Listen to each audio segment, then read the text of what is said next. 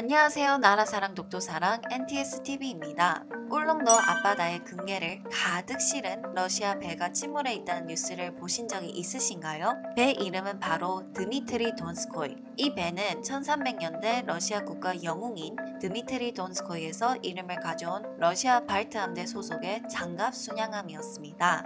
영웅의 이름을 가진 이 웅장한 배가 어쩌다가 울릉도 앞바다에 가라앉았을까요? 어쩌다가 사람들의 입에 러시아 보물선으로 불리게 되었을까요? 오늘은 러시아 보물선 금괴 소동에 대해 알아보겠습니다. 1904년 10월 15일 돈스코이 함은 러시아 지노비 로제스트 벤스키 제독이 이끄는 50여 척 발트 함대의 일원으로 러일 전쟁에 참여했습니다. 그러나 1905년 5월 27일 대한해협에서 일본 도고 헤이하치로 제독이 이끄는 일본 함대에 대패하였습니다. 이로 인해 돈스코이 함은 5월 28일 전투를 포기하고 전속력으로 대한해협을 빠져나와 동해 바다 북쪽으로 도주하였습니다. 돈스코이 호의 함장 레베데프 대령은 추격해오는 일본 순양함 어뢰정들과 맞서 용감하게 싸우면서 큰 부상을 입었고 5월 29일 레베데프 함장은 울릉도 앞바다 도착하여 승조원들을 먼저 보트를 태워 섬으로 안전하게 상륙시키고 돈스코이 호를 스스로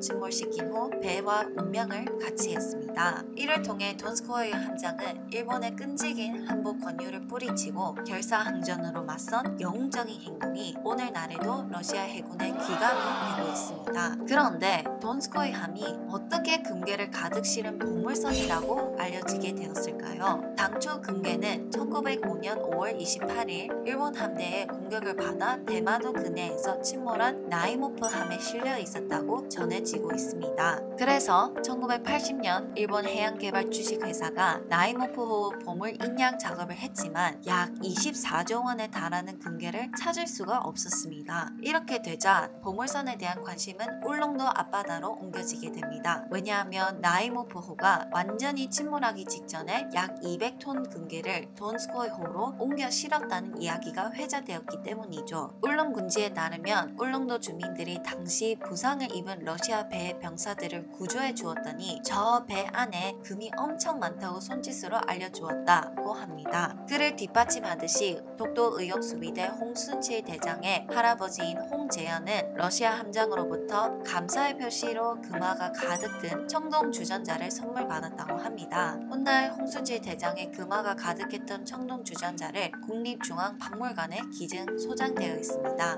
이처럼 울릉도 사람들은 오래전부터 돈스코이 함에 금괴가 가득 실려 있다는 이야기를 사실로 믿고 있습니다.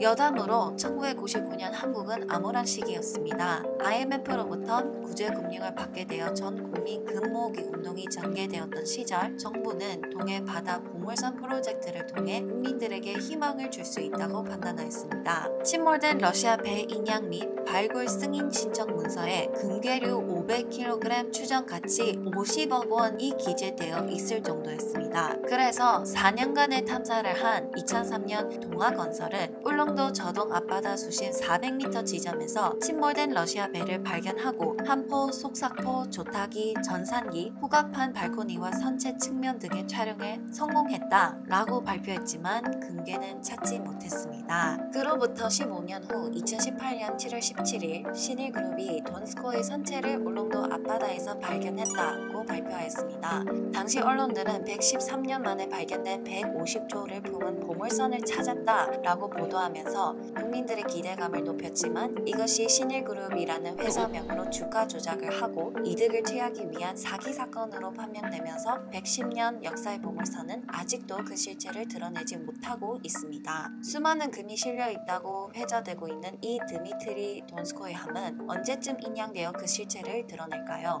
이 배는 정말로 150조 원의 금괴를 싣고 있는 보물선일까요? 만약 울릉도 앞바다에서 정말로 150조 원 가치의 금괴가 실려 있는 배가 인양된다면 국가적인 관점에서 경제적 이익이 될 것 같습니다만 금괴는 정말로 있을까요? 아니면 하나의 믿고 싶은 마음일까요? 여러분들은 어떻게 생각하십니까? 여기서 한 가지 우리가 알아야 할 것은 우리나라의 국력이 가장 약했던 것으로 평가받은 220년 전 전쟁으로 인한 피해가 다행히 울릉도 주민에게 없었다 하더라도 우리의 영토인 울릉도 앞바다에서 외국이 전쟁을 했다는 것이죠. 한반도를 둘러싸고 미래의 제2의 전쟁이 발발해서는 안 될 것입니다. 다시는 이러한 치욕스러운 역사를 반복하지 않도록 우리 국민이 함께 소강대국 대한민국을 만들어 가야 하지 않을까요?